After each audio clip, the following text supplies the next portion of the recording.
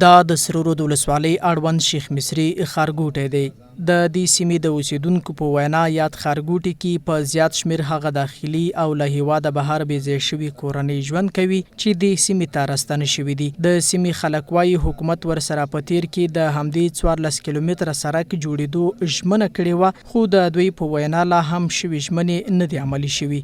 هر سړی موږ سره ژبه کوي، وعدې کوي، موږ ته وعدې ورکوي، اما د عمل ډګر ته چې کله راکېوځي زموږ هغه یو وعده هم چې دوی موږ سره کړې هغه نه عملي کېږي او نه تر اوسه کوم د عمل جامه ورغوستل شوې ده.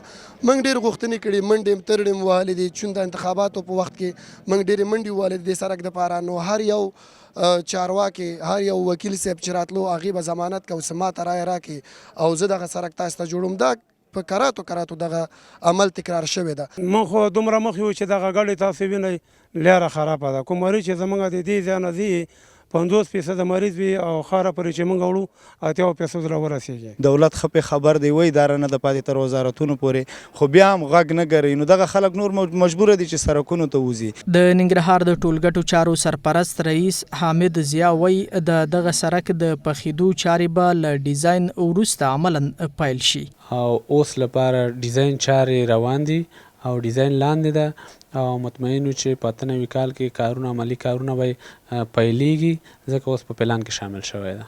نو معمولا ډیزاین یو میاشت یو نیم میاشت 2 میاشتې شاوخوا په بر کې نیسي.